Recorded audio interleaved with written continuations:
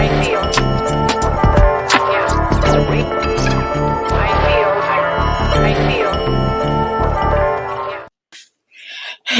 everybody, and welcome. Hello. Welcome to Girl, Let's Agree to Disagree. We got Hannah, we got Kemi, and myself. Thank you all for joining today. It's going to be an amazing, amazing day. I'm so excited. First of all, ladies, how are you doing? I'm good. You know, I'm like pushing through a little cold right now, so nothing too serious, but yeah, feeling good. Got some tea. Yes. We're excited to talk. I see some comments in the chat about Andy. We decided to switch them since this, unfortunately, is probably King Kaser's last week. We wanted to get an opinion of someone who knows him well and has some of that old school knowledge. So we decided to switch them out, and then we'll have Andy next week. Yeah, so no worries there. We just want to do a quick couple of housekeeping tips and just saying, hey, if you just heard about us, click like and subscribe, click to receive our notifications. We do this every Wednesday, 20 minutes after the Big Brother show. Thank you, everybody. Thank you, everybody, for who's been supporting us. You guys have been amazing, seriously. I think I can only speak for myself, but I hope that Kemi and Hannah also feel that like we truly love you and all the support that you've given us. Please share for anybody that you think might like the show. Also follow us on a girl_LATD. That's our Twitter. Also, Hannah and myself and Kemi have our Twitter links below as well. So, I want to introduce this person because this individual is so amazing. This man is a legend, a true all-star. I think, well, Kemi, Hannah, and I have all three of us met him in Vegas, right? Hannah, you met him as well? I met James in Vegas. Yes, I did. Yes, and he's definitely an old school legend. He was on Big Brother 6. He was on Big Brother All-Stars. All-Stars. The real All-Stars. The original OG. The only one we claim right now. the one, the only, Mr. James RHINE. Hello. Hello, James. How are you? I'm good. It's good to see you guys. It's been a while. I know. I know. The last time I saw you was before when we all could go out and be around more than 5 people at a time. So that's what I'm saying. It feels like, I know it was just September, but it feels like years ago. Yeah, I know. Yes, it does. I can't believe it's been a year, but we're so excited to have you. Thank you for joining us. For those who don't know, James, you are like Mr. Party Planner Extraordinaire. You are like your social game.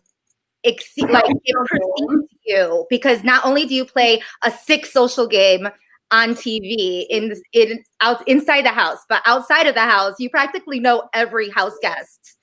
Is that correct? I don't feel like I know all of them. There's some I choose not to know, but no, I mean, they're all. The thing is, you know, most of us, with one exception, at least so far, have been on the show, and you know, you get it. It's an insane experience that there's not that many ways to actually quantify it unless you've been on the show. You can try, I'm sure Ovi has tried to tell Hannah a million different times, you know, to describe something, but unless you've been there, you really can't understand that. So I feel like when, you know, the show's over and the people come to Vegas, I want to get to know all of them. It doesn't matter if I didn't like them on the show. They probably didn't like me. Shit, half the people watched didn't like me on the show, but they're part of that family, and, you know, it's my job to kind of welcome them in. Yeah, you're so great at it too. Like, I think you scared my husband Steve a little bit because you told him I was never gonna stop talking about Big Brother like ever. And then the people take years. Sometimes, like, I don't know. Yep. You said something like 14 years it was gonna take me to stop talking about Big Brother. I was like, oh. He was like, I hope not. Sorry, the truth. No, literally, Jess and I will have a conversation like throughout the week, and then it'll just turn into something about Big Brother, and it's like after half an hour, we're like, how did we even start talking about Big Brother? Like, why? And like our season, not season 22. It'll be like, yeah, I remember that one time that you were cooking eggs, and like it just got on my nerves, and it's like, okay. I'm telling you, it's going to be that way forever. Like you guys will get together, you'll run into, one of the other castmates from your seasons, and you'll just go into this like this time warp, and you won't. It's just only way to describe it is, you'll know what I'm talking about when it hits you. I talk to Howie pretty regularly, and he still throws out quotes that I forgot that I said, and just things from the shows, and just I love that. Like I brought this for my you. favorite. What is that? Oh my God. What? Oh, this was one of the voodoo dolls from the this is obviously mine. It has a J on it, because back then there was only one James on Big Brother. But we got these after All Stars. They sent them in our little care packages, and I pulled this one out. I threw it into a couple Instagram stories when I just did the CBS takeover. And then the funny thing was, I was running back between different rooms because I didn't want to do like the same setup, for each of the stories. Mm-hmm. And I couldn't find it, and I'm going fucking nuts because like I have a commercial break to like run around and try to find this thing. And finally, I just decided to go find my dog, and he had it. Aww. It's a little covered in drool, but From the dog? Yeah, from the dog, not from me. And definitely not from the baby, because the baby's not born yet. No, the baby is due any time now. We're about 5 weeks away, so. That's so exciting. I got really excited because you said the due date was like October 13th. Yes. And my birthday's on the 14th. So you're going to have an amazing Libra child. My brother's the 16th, and I have a niece on the 13th as well. So wow. We're going to be good. James is looking at you like, oh God. Like, he's like, oh, I hope not. I hope not. You're not start trouble. I am not. I'm not looking at it that way. I'd be happy if they shared a birthday. Yes. But let's get to, so James, what we kind of do, obviously it's not enough because it's 1 week of kind of going over what has happened in all of week 4. And obviously there's always a ton of things that happen on a week of Big Brother. The last we left off, Janelle was still on the block. So now we're talking about she's no longer here. And all the Twitter world is dying. We're sad, we're mourning, but we're still getting amazing content from her because she's queen, and she has Cardi B is retweeting her like her Janelle necklace is at what, like $20,000 right now. 16,000 was I thought last time, so 20 is insane. So there's two house guests that I consider like that ultimate, that legend status that none of us will ever be able to imitate or ever reach. Dr. Will and Janelle.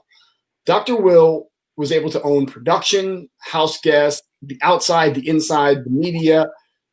He just knew how to play everybody. I talk back in All Stars how he filmed his, veto speech where he, or veto almost eviction speech twice. He gave one where he begged us to stay, and then another one where he told us he hates us all because he knew the hate us all one would be the one they air on All Stars, which they did. Janelle just has that. It's a swag that you can't duplicate. Literally, she comes out of every situation better than she went in. It doesn't matter what it is,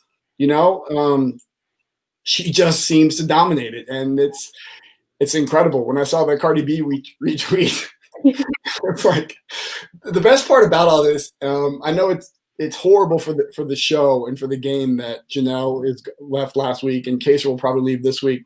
But I'm so happy that we had them on the outside, getting able to like critique the show and talk shit and just have fun, because Janelle is roasting these people. Her with Danny about, I hope she wins because she really doesn't have much going for her career-wise, and she probably needs the money. These are the way she does it. It's so it's so amazing. She doesn't even try. She doesn't even have to try. Like, I know some people like try to be snarky and like bitchy, like some of the like people on the show even, and Janelle doesn't have to try. It's so effortless and like yet still classy. Like you said, she still comes out of it looking good, even though she's just like ripped you to shreds. She doesn't look petty at all. It's crazy.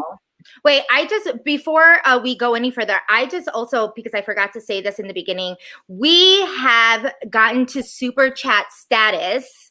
This is amazing because there is a certain amount or criteria that we need to have on our show in order for us to get tips and to interact with our super fans. And we just got a super sticker. Thank you, darling Jade,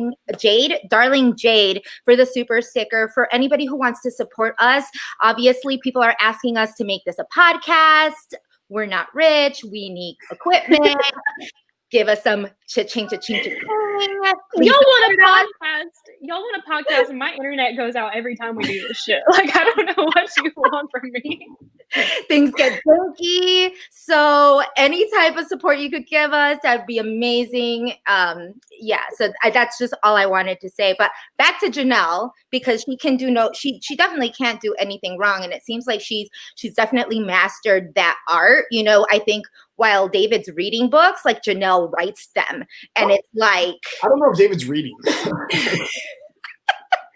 David is pretending. David is like walking around holding them, and he read like the synopsis on, what is it called? I don't even remember what the website is called. It was like the Owl Notes or whatever. Purdue Owl. Yeah, he read the footnotes of it. God. Yeah, a lot of people are really glad that like Janelle and Kaser were able to come back for like season 22. Like, all of the post-season 17, 18 seasons. So they get to see like stan culture and like really appreciate and like live in stan culture. Like, I'm sure back in season 14 even, like she saw the love and support from fans, but like social media takes it to another level. Like, at what point do you use a skin peel and then 2,000 people go and buy it? I was one of those. I literally just bought it a couple days ago. I posted it on my Instagram. I'm sorry. Janelle's influence is just, I was like, wait. I mean, honestly, it was to the point. I was just telling Justice the other day, I was looking up The Ordinary to see if they had an Instagram so that I could tell them, like, these are where your sales. You need a sponsor. You need to sponsor her. You know what's sad? Like, I literally... Oh, I'm sorry. My internet's so janky. But I literally was like talking to Opie about that. And I was like, you know what? I kind of want that. He was like, I have it in the cabinet. Like, I already have that. I was like, wait, you bought it when it happened, or he's had it? He's had it. It was like halfway empty. He was like, we already have that. And I was like, oh. Okay. Doing face peels and you're not even, you don't even know. That's hilarious. No, so let's go in. Well, okay, so we know that Janelle left, and the vote, there were two hanky votes by some of your favorite people, James. by Danny and Enzo.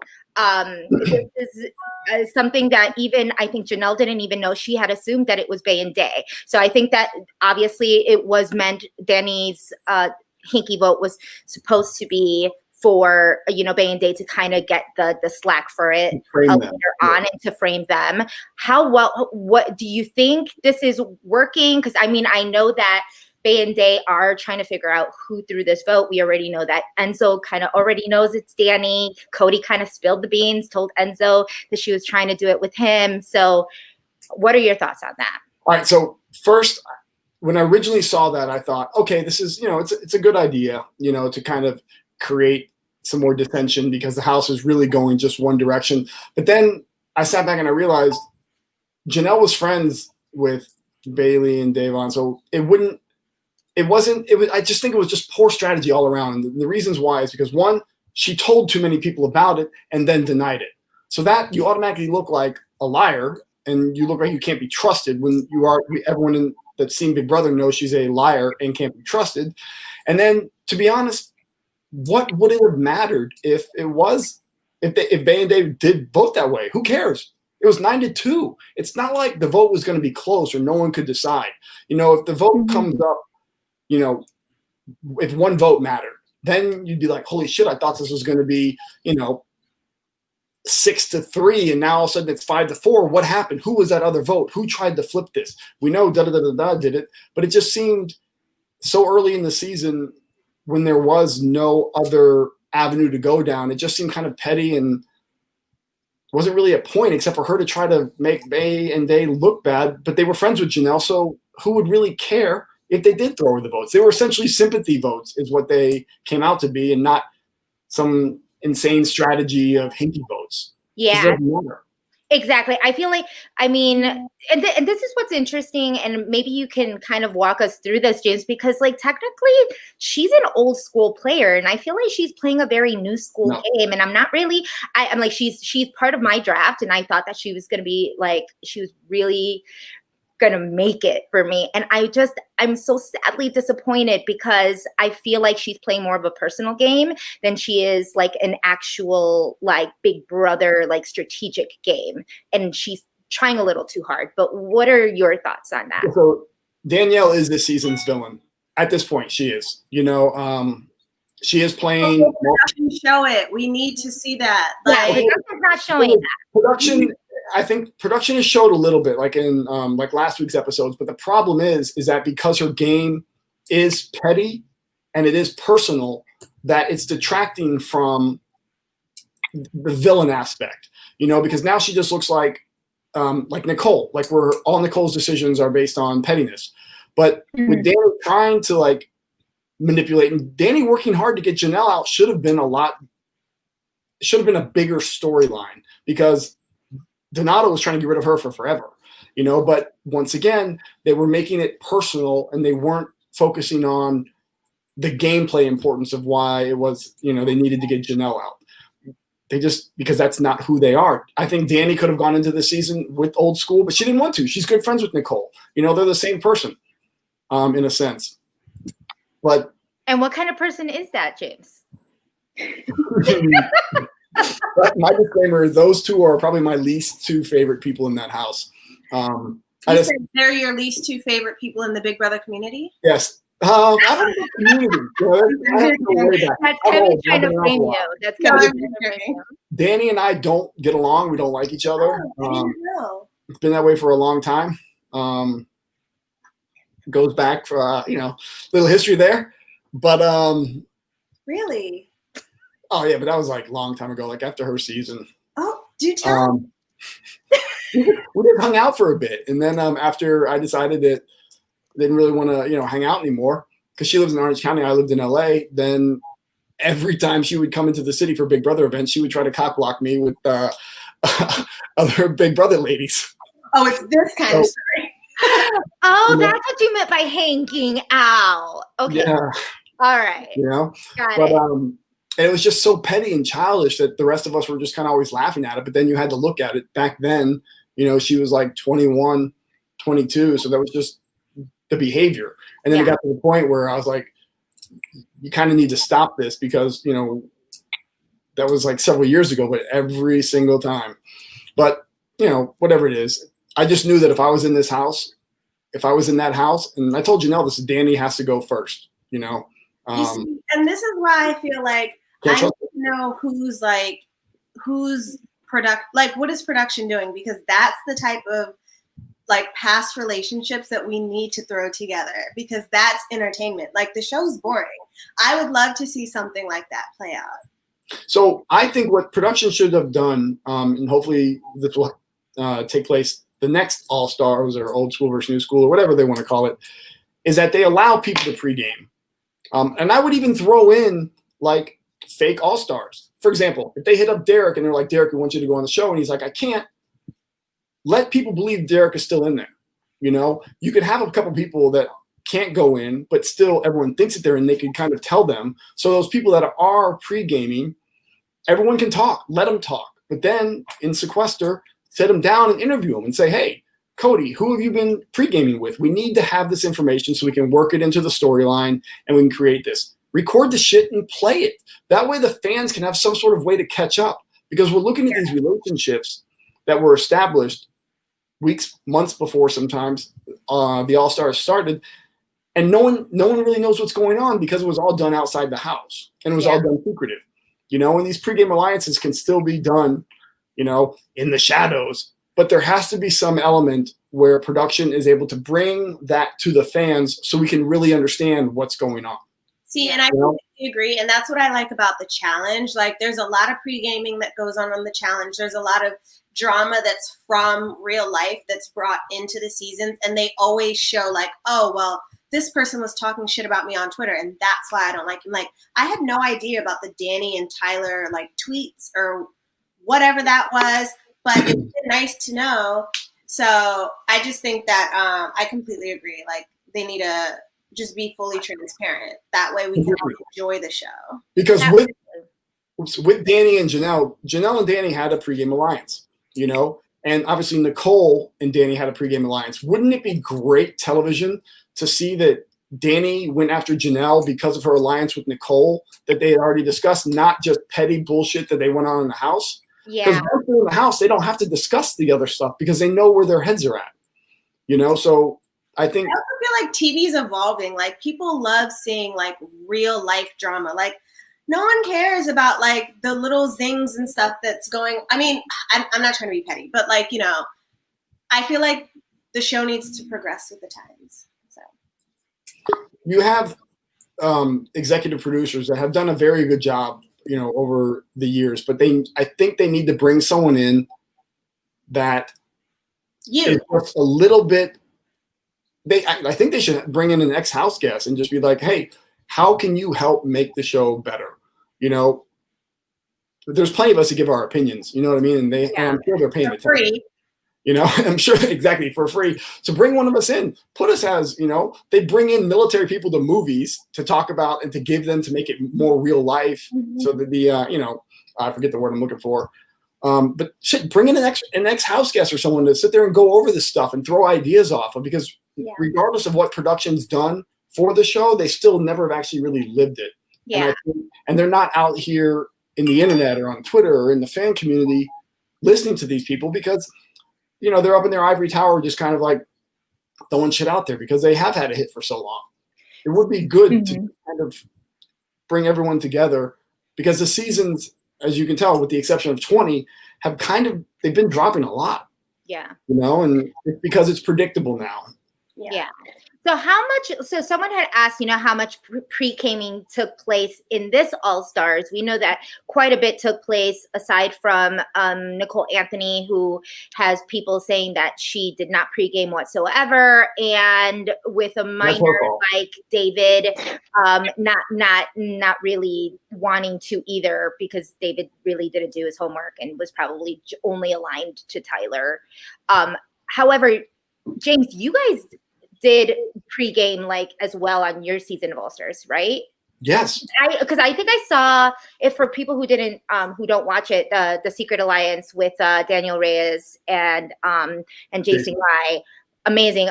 And you actually were on their show last week, and you guys talked about that, and that Danielle didn't really pre-game either. Right. She's really good with like keeping that NDA intact and just like not just whether she wants to play through the rules, but a lot of people don't. How bad does that really mess up? All right. So Danny and Howie were the only ones that didn't pregame before the original announcement. So if you remember how the first All-Stars went, if we can think way back, you know, I think it was around the time World War II ended, according to Tyler. They announced the top 20 people. You know, they did a special where we then had the campaign for votes. So we knew who the 20 people were, and it was going to be, America was going to vote in some guys, some girls, and then the producers would pick the rest. It was 4 guys, 4 girls were voted in, and then the producers picked the rest. So we knew at that point who was going in. We were obviously all out for that. So then, like with Danny, for example, I knew I didn't have to pregame with her. I didn't have to do anything because she was just like, you good? I'm like, yeah, you're good. But in the first week when she wanted to go after Janelle, it was my suggestion to put her on the block, because as much as I love Danny to this day, if she was going to go after my alliance first week, got to put her up. You know, obviously Allison was a threat. She went home first. But it was out there that, you know, we were all in there. So everyone pre-gamed. I had alliances lined up even before I got the call from CBS. Yeah. And what did that look like then? Because I know that like we had people in this season talk about how they had like coordinated Zoom calls for them to talk about like strategy and things like that. Did you guys just call each other up? Did you like meet up, or what did you do? No, everyone was, all over the place. So there weren't any meetups, but I had phone calls with Allison because they had that Mr. and Mrs. Smith alliance. It was Allison, Jace, and Diane. Allison's the first person who reached out. And that's why I knew she had to go, because she hit me up even before CBS had announced, or CBS had told me I was going on. Yeah. I think I was one of the last people, and that was because they knew I would be reaching out to everybody. But too late. God, had alliances with them, conference calls with Will and Boogie, going over everything. Obviously the season 6 people. Who else? So we're really assuming, since you've done this in 6 and you all had time to be able to campaign and people knew that you guys were going to be on the show for the most part, we're really assuming that everybody had the opportunity to do this this season. For the most part, I think it's irresponsible not to pregame. Like, it is on. Like, if everyone else is doing something and you're trying to take some sort of moral high ground, you're setting yourself up for failure. Like, fuck that. We're talking about $500,000. Like, I don't care about, like, we can toss the morals out the window. I mean, we just saw how it happened, like how that worked out for everyone who didn't pregame in Winners at War for Survivor. So exactly. And we have somebody in the comments that said, I think David is saying he didn't watch, but he really watched them all. No, that is not. We'll just shut that one down immediately. That's not what happened. We know people that that pushed these on him, and he still decided 0, zilch, none. And then we found out that they were given all access for the whole 2 weeks of sequester, and he still did nothing, zilch 0, and then said Ovi wrote him like strategies, like from other seasons, like what people did, like what worked, and David was just like, no. Ovi should burn any communication he had with David, text messages, whatever. Smash that phone. Like, you don't want to claim that whatsoever. I would deny that to my grave. Like, that David is the most frustrating thing about this season, because there are so many. And when I met him at Hakkasan, in the nightclub, I remember we went to the bar and grabbed some shots, and he was broken up about not being able to, really get to like play and da-da-da-da-da. And I was like, man, he seems to have a good head on his shoulder, and I would love to see him get a second chance. But then to realize that he just wasted it by not studying or not reaching out. And you know what? Maybe he didn't know enough people to reach out. That's still no excuse, Yeah. Well, it's because we just don't understand him. We just don't understand him because we're not on his level. That's the problem. Like, we're a couple categories down. Let's talk about this 187 IQ though, because is he doing a Raven on us? Is he like in Mensa now and just kind of, how real is this? Big brain, David. Now, I don't. The most endearing part about David is whoever is running his Twitter account. It's unfortunate, but it comes to this conversation on no matter what show I'm on. Whoever's doing that is amazing. It's literally, he would be destroyed, and nobody in the community would ever want to have anything to do with him because of the way he's, handling himself on the show. But that account just kind of still makes it fun. Right, yeah, it makes even more fun of him, and it's almost to a point where he's kind of how people would say it, he's Fessying himself. Yes. You know how Fessy would came out and was actually making fun of himself for the way he played the game. So this person who's handling David's Twitter account is making fun of David for David, so that when he comes out, it's almost kind of less of a blow, in a sense. Very smart. It's great. It's great PR. We all enjoy it. It is really exceptional, but that's got to be exhausting. Constantly trying to defend that. Yeah, absolutely. So let's fast forward a little bit, because now Janelle's gone. Kaser's by himself. It's the saddest thing on earth, because this is actually the very first time in Big Brother history that Kaser is alone. Without her, is alone and without Janelle. It's usually the other way around, right? And what I find interesting, evicted before sequester. I mean, Kaser's been evicted before sequester now 3 times in 2 seasons, and it looks like it's going to be the 4th time in 3 seasons. It's unfortunate, but why do you think that? But why do you think that is? Because like I feel that a lot of people, aside from David, really did do their research on the players, and it seems like people like, you know, Janelle and Kaser were some of the most loyal people there. Like, it looks like you would want those two on your side. Like, as much as Janelle could read someone and you know, she's not someone who would tell you she would do something and then not do it. Like, she's not known to be disloyal or, you know, so why?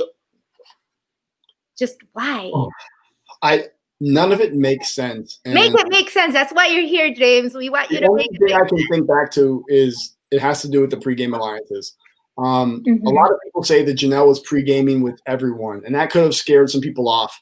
You know, well, obviously Janelle and I talked, and we discussed some of her alliances and things like that. But I mean, I don't know the full extent of it. So that could have, maybe she just reached out to too many people. Kaser was one of the later add-ons, so he might not have had. And Kaser, like, I lost touch with him for about 2 years because he didn't tell me when he changed his phone number. And then, like, I got a weird text from some, you know, Northern California number with a picture of Kaser and I. And I'm like, huh? He's like, oh, I never gave you my new number. And I'm like, yeah, that's why you didn't get an invitation to the wedding, dickhead. But so I know that he's been away from the Big Brother community for quite some time. So I'm sure he didn't get to pregame with anyone. But in all honesty, it has to come from something that stems outside the game. Because you think about Kaser and Janelle, look at them. If you break down just like their skill set, they're not the big threats this time around. The only thing Janelle is, I mean, yes, she used to win comps like there was no one better. But if you look at her on 14, we're all different. You know, people were like, oh, you were on there to win vetoes. Bro, I'm 44 years old. I go on there and be like Memphis, just hopefully not, you know, as busted up. Don't do yourself like that, James. We know you wouldn't be that bad. You know, we're different people now. And I think that the fact that they were – the biggest concern I would have with Janelle if I was on another alliance is that if you get her out early, she's coming back if there's a battle back. You know, any sort of fan votes, she's winning. And I think that's what Tyler was talking about. Like, you know, you have to get her out before you have any sort of America votes or anything because she's going to get them all. And Nicole was like, do you really think she's going to get them all? Like, ew, of course she is. Like, what do you mean? Girl, what? Her saying that she should have, like, been evicted that moment. You know, David asked about veto. You're gone. The thing that bothers me about this season and why I keep referencing it as small stars is that they're doing things that don't make sense. This episode we all just watched was a perfect example. Everybody starts to realize that Danny is playing every side. Absolutely. You have an opportunity to get rid of her.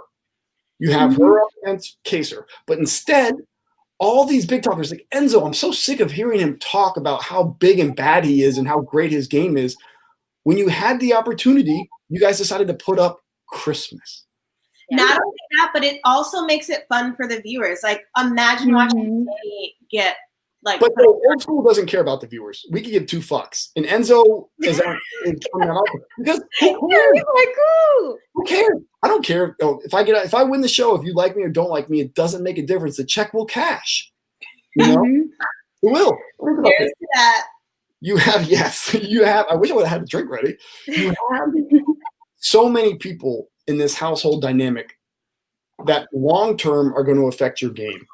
If Danny and Nicole make it to sequester together, those are 2 people that are voting like one. Yeah. If you backdoor Danny now, she goes home. She can't affect you later on. If Nicole makes it to sequester and is still mad that Danny got backdoored, fine. You only have one. You only have her voting against you. But if you backdoor them later or piss them off later, you now have 2 people in jury that are working against you. Or you could have Kaser, who no matter how bad you screw him over, is going to vote for the best person. You know, it just doesn't make sense that it's so targeting this guy when there's real threats in the house. It's so frustrating watching him in his diary rooms too, because every time he's like, you know what? Everybody should be scared. Like, no one's safe. And like all this shit. And it's like, no one is scared of this. Like no one in your alliance is worried. No one really that's not in your alliance is worried except for Kaser. Like that's the only person. It's like so boring when only one person is like freaked out. Like half of the people in that house should be freaked out at this point. Like that's the problem with this whole season. And it'd be so easy to backdoor Danny. Like they have the numbers and they know they have the numbers. They're all just like so scared. And that's why I think it's so just boring. Like even TV God thinks it's boring. You have two winners. You have two winners in that house. And no one has even targeted them. And that's the thing. That's the thing is when you have someone like Enzo that's saying, especially in the because we got to see the DRs a little bit today, and Enzo saying like, "Yo, I'm gonna backdoor if someone comes off, I'm gonna backdoor Ian because he's got what I want. He already won. It's a perfect opportunity. That made sense. So how does it go from that to Christmas? And the funny thing is that this edit is kind of wanky, right? Because these are conversations that are being had that are looking like after it's like after he takes himself off, like after Kevin takes himself off. But in reality, these conversations are happening beforehand. They knew all of this before, the Wall Yeller was before. Was it before Kevin came off? 2 nights ago. Yeah. So, but it was before the Wall Yeller was before. Because that's when Ian started. Right. So the Wall Yeller. So the Wall Yeller, talked about how Cody and Danny are running this game, and even with that, and Nicole, how Cody and Nicole are running the game, And then you have Ian talking about this, how the octopus works. The octopus. It's the octopus. But it's true. If you have someone like Cody and Nicole, you start taking out the tentacles. Take out someone like Danny who's going to affect Nicole's game. Take out someone like Ian that's going to, that's going to affect Nicole's game. And yet none of them are doing this, but they want to target Kaser, who has nothing to do with anything because he has no alliances, no ties to anybody. He could have used this time to be able to secure like a good ally with him. And he hasn't won a competition in 15 years. They're all just so crippled by this idea of there being like a battle back for Janelle. And it's so frustrating. Like, I don't know. I mean, I don't know if it like goes against the game for like producers to be like, hey, there's no battle back, but like, shit, I just wish like they knew so they could just like move on with this and like play without being so scared. I think Janelle was probably lying to people to make them believe that she could come back. So it would be like, why waste your head of household? That's the type of strategist that she is, where I think that when she was talking about that, it was merely to like get in people's heads. So they'd be like, well, shit, let's not waste an HOH on her this week if she's going to be coming back. If Enzo goes home next week, or if anyone in his alliance goes home next week at the hands of Danny or Nicole, or shit, even Bailey or Davon, you have to look at this week as that turning point where they had a chance to make a move, not even a big move, but any move. And they chose to take the easiest, most pathetic way out. And it's just a testament to what we've seen so far. But the season has to be better. I think it's going to be interesting. Yeah, it's going to be interesting seeing at the end, like whoever is there at the end, like what are you going to cite for your reason as to why you deserve to win? Like you can't say, I made this move, I did this. Like you did everything everybody wanted you to do. And so that's what's so weird to me is like, what are these people going to say when they're in those two chairs? Like, unless something changes right now, like there's really nothing anybody could do to convince, like, I feel like me, if I were in there, of like what they did to strategize. Like you're just going with the grain, like with the natural flow of the house. You're not strategizing at all. Think about it. If another thing that makes Enzo's move with Christmas so bad is that, let's say the house does flip for whatever reason. Now you're losing an alliance member. Putting up a pawn in your own alliance is not a pawn. That's stupid. You know what I mean? Think about it. You could be like, all right, I want to put up someone as a pawn. You put up Kevin as a pawn, but he still wasn't in your alliance. But now you're putting up someone in your alliance. So if it does flip for whatever reason, or there is a diamond power of veto, or production just drops the Pandora's box and says, fuck it, we're keeping Kaser. What are you doing? You've just lost your alliance member. So now your head of household is wasted. stop. You put up 2 people that you want to go home. That way one goes out the door and you're better off one or the other for the next week. And I think like Christmas and Memphis had a really good conversation about why they should get David out, because he's like the prototype for a bitter juror. Like if you could ever see what a bitter juror would look like before they made it to jury, it is everything that David is. Well, that is David, Nicole, and Danny. You have to get one Danny. of those. Danny would definitely be a bitter jury. If you backdoor her, even though it could be a great game move, she's not giving you her vote. Yeah. David is a wild card because he has no idea what he's doing. Yeah. And I think he's not getting that edit though, that they're still making him sound like he knows what he's talking about. Like they didn't show. I was sad because I felt like this was a good Big Brother moment for him to have talked to when he was talking to Bailey, and he was like, I don't know if I would if I won the veto if I would take him off because I don't want to go up. And Bailey's kind of like, that's the whole point. Like you're safe. No, you're safe if you're, if you win the veto. And he's like, oh, yeah, that's not there's no reason he would lie about not knowing that. But the thing is, with him having a 187 IQ, he is so far above the rest of us that he is overthinking everything. So he's so smart that he's overthinking it to a point where it makes him look not smart. He sees the house at a macro level. That's the yes. But he's still there. He's still there. And Kaser is on the block. Like, how did we get to this point? Well, David so royally fucked up last week, and he's still not on the block. Like, I just don't get it. That's because David has something called credit karma, and it's credit karma. Credit Karma David, and he tells other people that they don't have credit. So like someone like Kaser who has low credit, I think David thinks that he has high credit. So they get saved. But he has high enough credit. He has high enough credit to try to get a job after from Kaser. We can't forget that. All those people who were saying that, like, if maybe that's why I like don't belong in a jury. I just belong either pre-jury or a win. But like, if someone's like trashing me, and then there's in the same breath they're like, yeah, I hope they can get me a job. Please, I'm writing to my CEO saying, make sure you blacklist this person because they quite literally have me fucked up. So. Yeah, and what surprises me the most, and I think this hasn't been shown obviously in the regular on the show, but when you're watching the feeds, you see this happening. Is like everybody wants Kaser to do something, and everybody, like, even though they're not planning on voting him to stay, they still want him to ruin people. Yeah, to help them, to ruin people's games, to throw people under the bus. Like, what is this? No. That to me was so incredibly frustrating to watch these people just like, oh, Kaser, blow up her game on the way out. No, shake hands with everybody, tell them thank you, have a nice fucking week. Like, I'm done. There's no reason, and just the way that they've all just been dicks to him.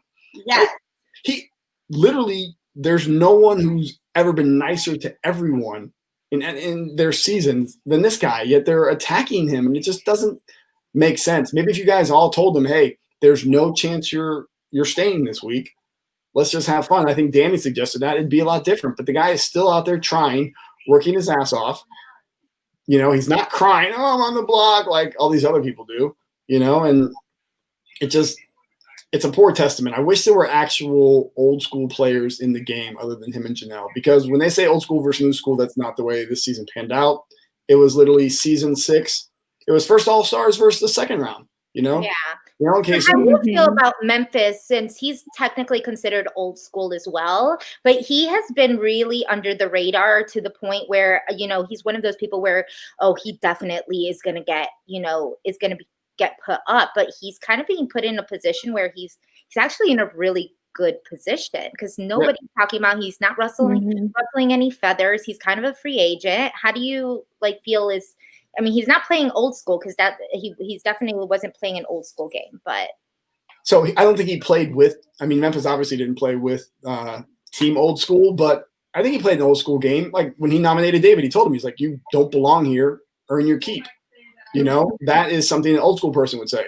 You know, and that's why when people are like, "Oh, Memphis is being a dick to David," and then when I finally saw what he said, I was like, I would have said the same fucking thing.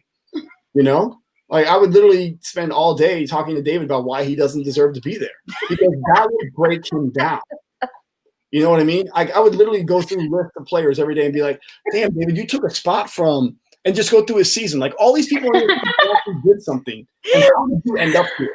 Like who do you have pictures on? These are the type of things that you could do to these people to completely throw them off their game. Could you imagine how angry he would be every time he came into the room and you're just like, "Yo, you got this spot over Kemi for real?" Like what the fuck? You know?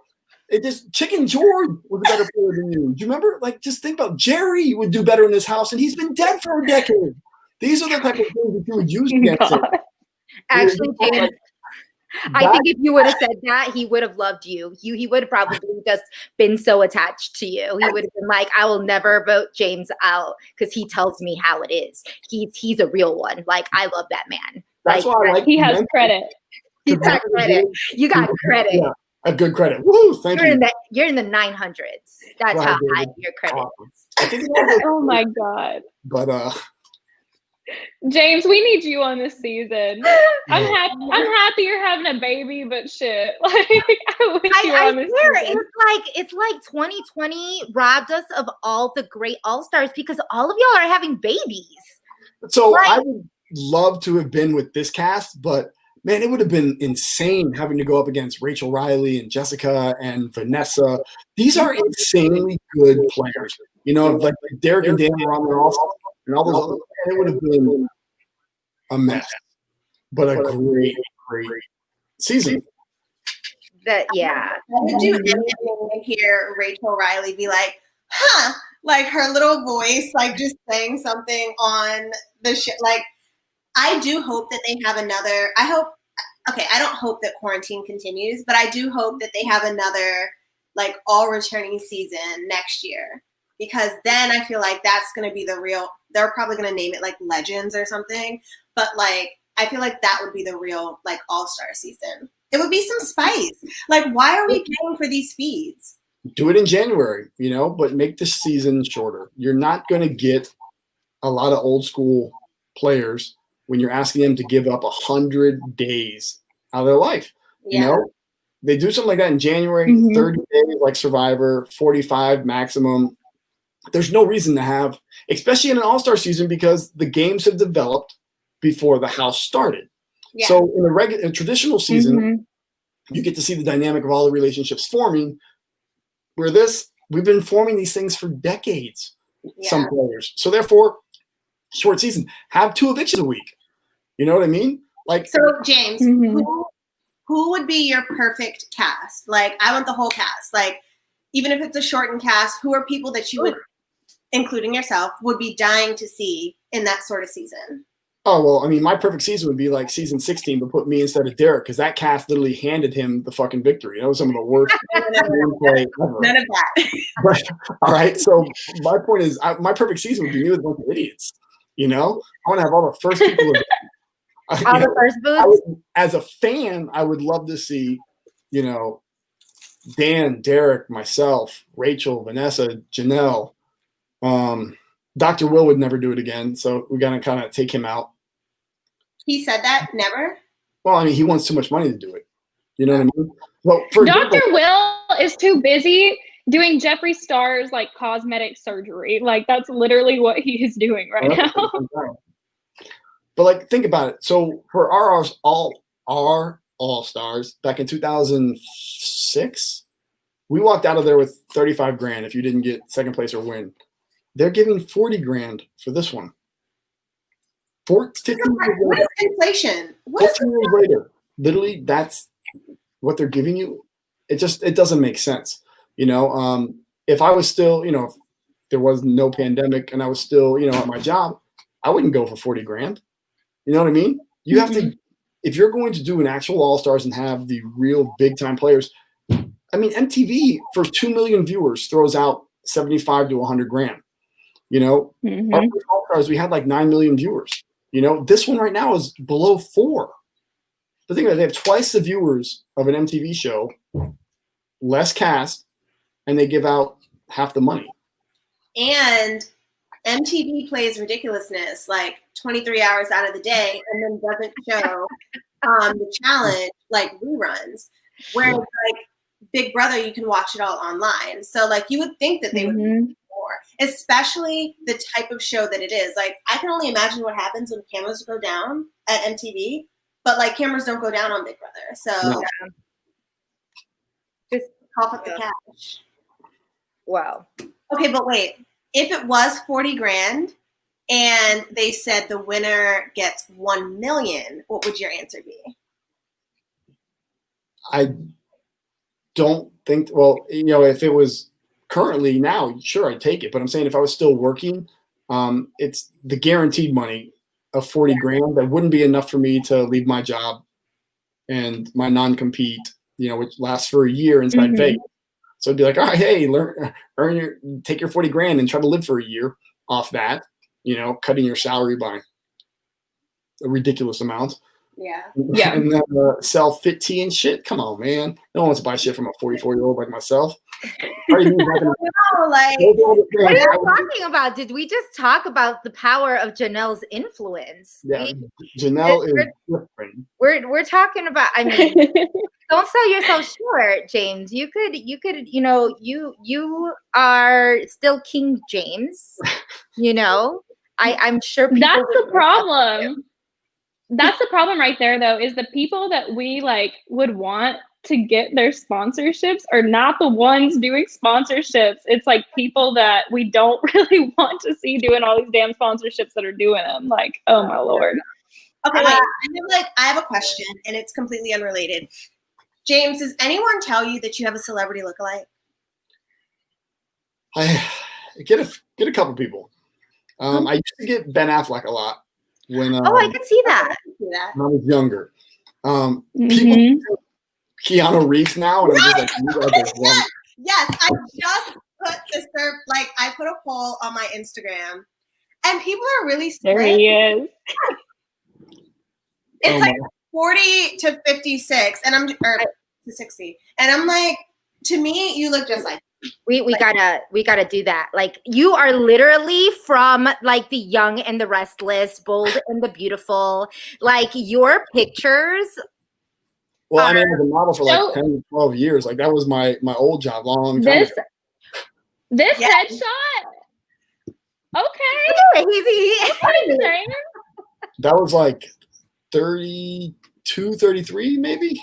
That was shot in Miami. Yeah, that was a long time ago. What? Johnny Bananas? Did you get Johnny Bananas? No. You know what? I heard that on Twitter the other day for the first time. Someone said I look like Johnny Bananas. I tagged Morgan in it, and I was like, "Yo, what do you think?" And she just started laughing. Oh gosh, no, that definitely not Johnny Bananas. We'll stick with Ben Affleck or Keanu Reeves. Oh, yeah, I'll take either one of those. Not really complaining. Yes. Yeah. But So, okay, so what we do at the like 15-minute mark, so we're kind of running a little late, is we go through our eviction predictions. So obviously now, right? Do we need to do that this week? No, that's why we like kind of are running late, because we kind of know what's going to happen. Like we've still done it. We did it last week, even though we knew that Janelle was. We haven't really needed to do it at all. Like, yeah, I don't know if this segment. Does this segment even need to continue? Like, if this keeps continuing, do we? Honestly, do we need to do it? Necessary. Like new school so much, like it's so cemented in. Like there's no campaigning. It's like the giant alliance and then whatever they want. There's no votes, like nothing. Like that's why I feel like that's why I loved season 20 so much, because there were constant blindsides, and you know, a likable cast. But like 19 could have been exceptional. You know, Cody went after Paul first thing, you know, but then CBS doing all those twists to save Paul. And then there was like, how many people did he nominate that first week that kept getting eliminated? And he had to like renom people. Like 19 obviously turned out to be trash, in my opinion. 20 was exceptional. 21 was the gift that keeps on giving. Oh, man. But at least, you know what? Here's the thing. At least with 21, regardless of the type of people that were on the show, at least you had that kind of blind side from, the Nicole and Cliff thinking that Nicole was going to leave and then they keep her. Yeah. You had me put up the two alpha males in the house. Finally, it took forever. You had, and that's actually pretty much the week. My week is coming up. I was on week 5. So like, this is now coming into week 5. So we're hoping to maybe see something a little bit, bit more interesting, maybe. This was the week. This was the week in the house where somebody should have made a move, because once Kaser goes, it's wide open, and then all Enzo is he can't compete in head of household. So you're taking out a pretty good competitor that can't compete. So this is the move, especially with Kevin removing him. This is the week with Kevin removing himself that they should have made a strike. Yeah. So how do we feel about that, right? So now we have Christmas on. Obviously, we knew that she's a pawn. She volunteered. We were hoping that it was going to be kind of a situation where she kind of gets herself into some deep shit and be like, oh, something happened, we're going to get rid of Christmas, and everybody's like, oh my God. But did you hear Christmas's like strategy behind why she didn't want to be a pawn? It wasn't the fear of going home. It was the fear of someone thinking that she's weak and not a strong player. Who goes into Big Brother wanting to be seen as a strong player? That is how much the game has shifted, that people are worried about being seen as weak. Think about it. Weak people don't get targeted. That's why we don't think about your Kevins that are in there. We don't think about your Davids that are in there. We don't think about your Christmases, because they are players that are just secondary. They're going to have to go home eventually, but you don't put any thought into them in your strategy. But Christmas, if she goes on the block, people are going to think she's weak when she wants people to see her as strong. Yeah. Isn't she? I think it comes from her. Like, we know you. Yeah. Like, we understand that you can deadlift 250. Like, this isn't that type of game. Like, win something, I think it comes from BB19. Like, she's so crippled from like the having that happen to her on there, that I think it's like a complex now, that she wants people to not view her as being like weak in that way. Yeah, because she was pretty much carried to to that final. Okay, so you know what? In your final 2 speech, you can talk about all the things that you did that made you seem like a strong player. But going in there and announcing to people that you're strong and a good competitor is not a good strategy. That's just my opinion. We kind of see that with Kevin too, because and who feels this way about Kevin now that he won a veto, that he is now this comp beast. Like, he was making it seem like, I need to win this veto, get myself off so people know not to mess with me because I'm a veto, like I can win comps. And I don't think necessarily that people are looking at him as like alliance material because he can win a comp. Chicken George, same thing. He won that alliance when I put him. Chicken George won that veto when I put him up. You still didn't look at him as dangerous. You're like, all right, they made a perfect competition for Chicken George to win. You shaved your head, you dyed yourself blue, and you're now on slop, for the rest of your time in here. You're still not going to outrun me. You're still not going to, there's nothing physical or mental that you are going to be able to beat me in. But CBS was like, we can't let Chicken George go home, so fuck it. Go into the cabinet. It makes me worried for Kevin too. I'm like, honestly, did you need to do that? Like, Kaser was going to go home regardless. And so now it's like, does this give people in the future an excuse to be like, oh, well, he actually is a comp beast. Like, he's been playing it. Like, what do you think about that? So I see that perspective, and you probably could use that against him later on. But the alliances are so defined now that really wouldn't matter. But if it was a regular season and someone told me, hey, you're a pawn, and I won the veto, I would pull myself off because, listen, I trust you. These are the people I don't trust. And as long as I'm up there, I'm still a target. And then you could throw somebody on the bus like, oh, Danny told me that if I stay up there, I'm gone. I have to win. So I trust you, Tyler, but Danny told me that I could go home. So maybe you have a problem with Danny, Tyler, but I had to look out for myself. Yeah, and this veto was a very hard one. Like this one is the equivalent to what 21 had, which was the pose in Ivy, and I like that was hard. That one was a hard one. That was really bad. Something that Bailey could have definitely won because she was so flexible. We're talking about someone like Holly and Sis that were on that vine for close to 3 hours. These people were falling, and what upset me was like, then you knew like Kaser's not winning this. This veto was not intended for Kaser to win. He could have won head of household. That was, he should have had that. But you just mentioned Bailey's name. I think she's playing the best game in the house. I really think that every show I do, I'm telling them, like, she is the person I see in the end. Yeah. Cool with everyone. CBS I hope you're right. CBS Hannah says this. We're gonna show you really quick, James, because we did a draft in the beginning of our season. I'm gonna show you this draft, and you could tell us who you think. This is currently what it looks like right now. We have all of us have one out. So Kemi has. If we're being real though, look at my damn draft. Like, why did I end up? Why did it end up this way?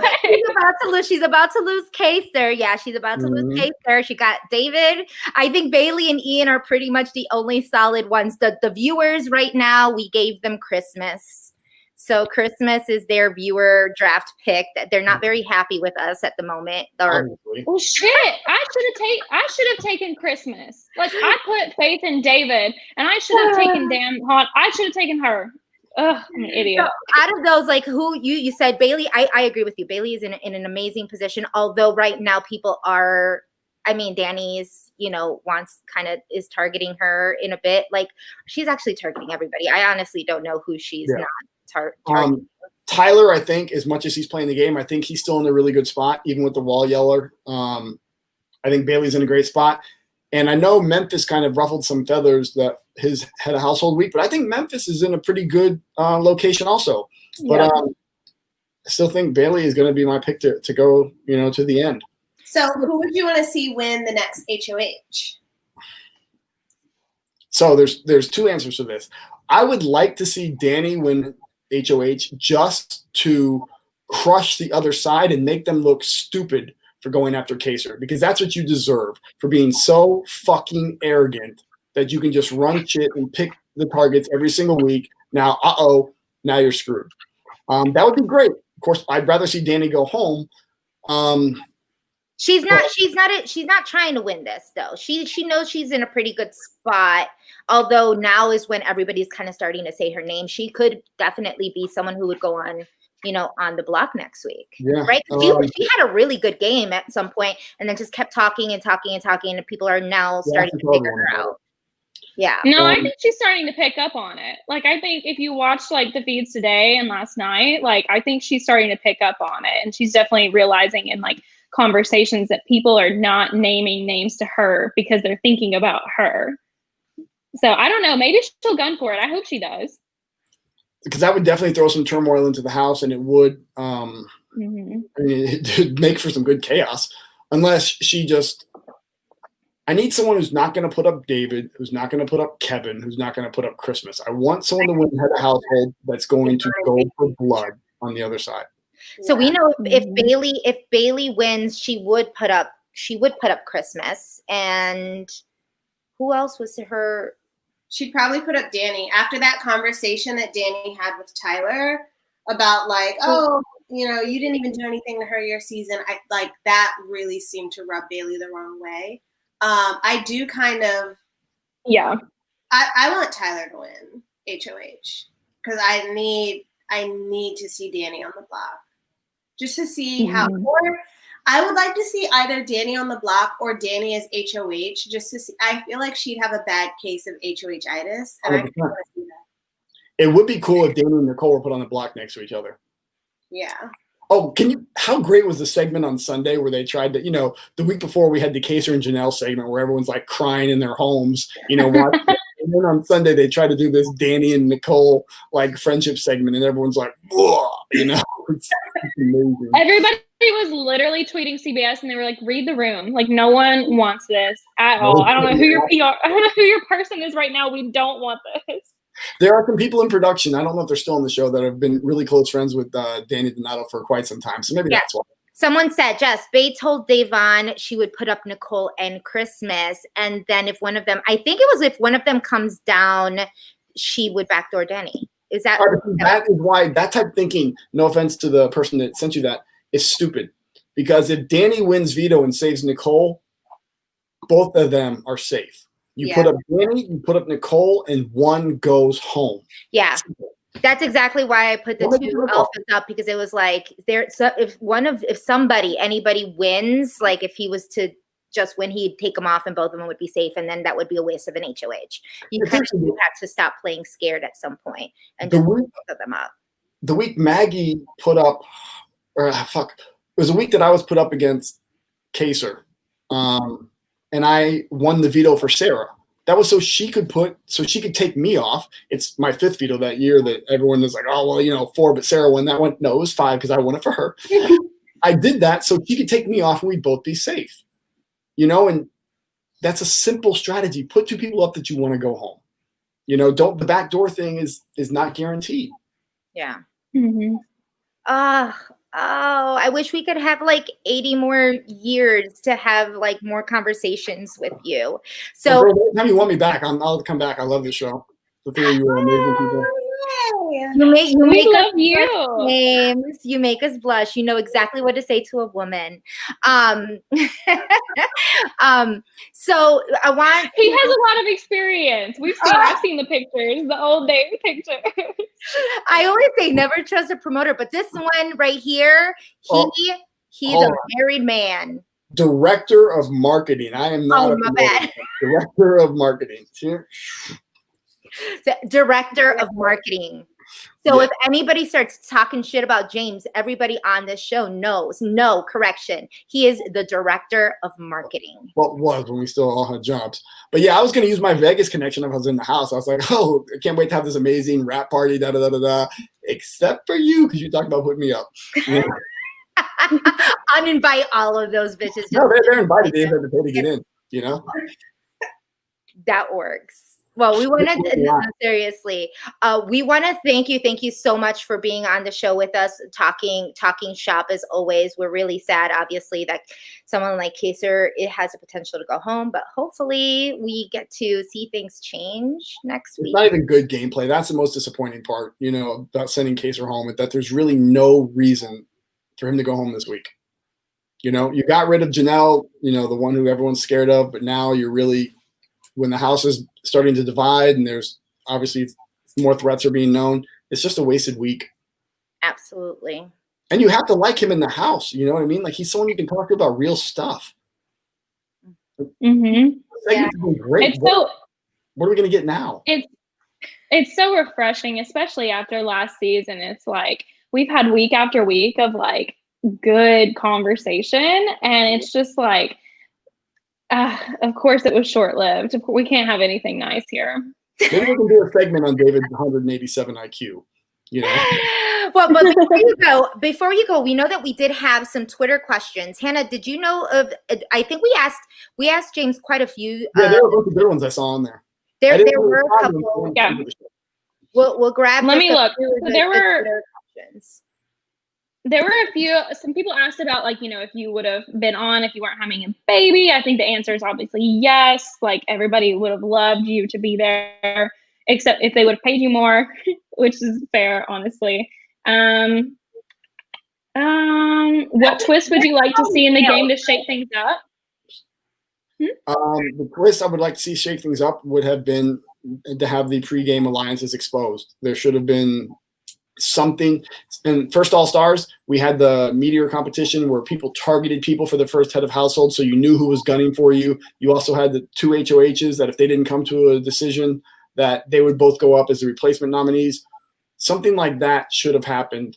That's a great thing, James, that you said that, because we haven't had any comps where people have had to eliminate or have the choice to eliminate another person. And those are sure telltales of who's working with who. And the have-not thing has been bullshit, because old school, if we had the power to give someone have-nots, it would have been like, Maggie, eat your fucking slop. You know, not, hey, who wants to volunteer? None of this whiny shit. It literally would have been like, I would have killed for the chance.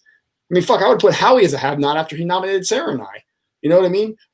That could have been an excellent game move for people to use that as strategy. Because if I was a have-not and I was in the HOH begging not to be put up, I'd be like, yo, listen, who do you want me to give this to next week? You don't put me up? Yeah.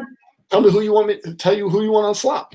You know what I mean? Like all sorts of things that you could use that for if they were actual like thinkers and game players in the house and not just like yes men.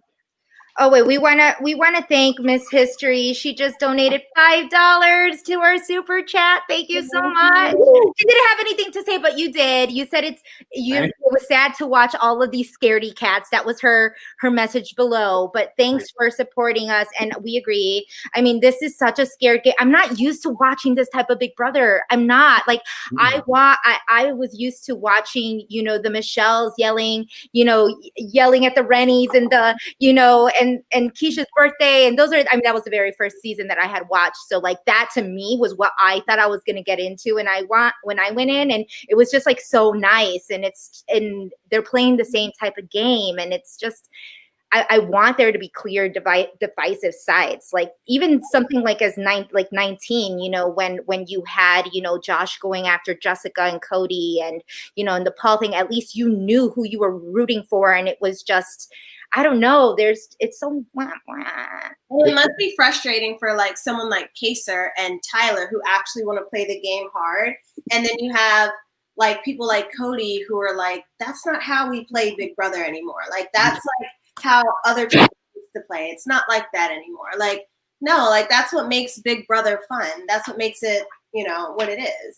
James, who would Tyler. Sorry, I was like, James, who would you have like aligned with? Like, given that it wouldn't, obviously maybe Kaser and Janelle, but you also have had some history with not really working with them well. So would we have seen a James, Kaser, Janelle like trio? Season 6 was our first time, you know, together, and that was obviously fucked up by Howie. Well, all of them really, because they're the ones that agreed to it, even though it was a really dumb idea. Season 7, you know, they also had alliances with Chilltown, which in the beginning when they sided with them, that's when I decided to break off. But obviously there would have been nothing that could have separated us this time. But I, you know, friends with a lot of the people in the house there. The only Nicole and Danielle, I don't have anything nice to say. So I definitely would have targeted them quickly, but I probably would have tried to work on alliances with everybody. You know, obviously the main one being Kaser and Janelle. Had the three of us been in there together, I think we would have been targeted. Also, I'm friends with Memphis outside the house also, so I could have been able to bring that in. Memphis is dating a friend of mine in Chicago. Like there were plenty of people. Shit, when I met Tyler and Angela, I took them down to hang out in the DJ booth behind Zed. Like there's, you know, connections that I've had with these people that I really think that. Yeah, you would have been insanely connected. James would have been the connector. He would have made a solid other side, and that side would have ruled. It would have been like alliance package. You get an alliance, like everyone get an alliance. Oh yeah, I wanna say Dem and Ika just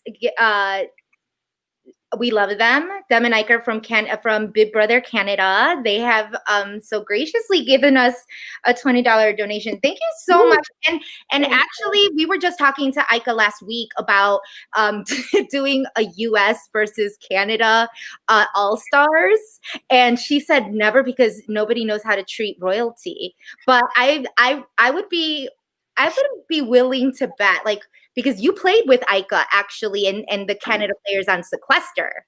Yep. And you were very like Team USA. 100%. And yeah, 100%. So if there was a Big Brother US versus Canada, would you still be like Team USA? Would you just kind of like mix it in? There's no way that you couldn't be working with like someone like Ika. That would be nice to everybody. Yeah, of course, you're nice to everybody. You were nice to everybody. Can we believe like that were ruthless? I remember literally James like, Ovi, y'all playing that together. Like that was like 3 months ago or like 4 months ago. Like that was the beginning of all this mess. Like it just blows my mind. Just insane. It's crazy. So crazy. Yeah. Oh my God. Okay. So we definitely do need to go because we usually try to keep this to an hour. James, again, thank you so very much. Please stay for a little bit once we get off, just so that we can say our thank yous. But to everybody out there, thank you so much for joining us on this 6th episode of Girl, Let's Agree to Disagree. Please hit the like button, subscribe, get us to 3K. We're almost at 3K. This is great. So please click like, subscribe, follow us. James, where can they follow you on your Twitter handles? Twitter, Instagram, it's right down there at James RHINE. If there's questions that people wanted to ask that we didn't get to because of time, just send them again and, we'll answer them. Yes. Please click like, subscribe, share. I don't know, screenshot some of these videos, post them, tag us, do all that good stuff. We would love to hear from you. Also send us any and all questions for our next, for next week of what you all want to listen to. Just want James to know that he's fun as hell. Yeah, well, that's because he looks like he looks like a cross between Ben Affleck and Keanu Reeves. Obviously, more often. Obviously, yeah. That's the power of reality TV for you. They put people like James so that they won't put him up and stuff. 15 years ago. Their viewers. Yes. So thank you all for joining. We love you all. Please comment, do that little notification button, and we will see you next week. I'll see you next week. Bye.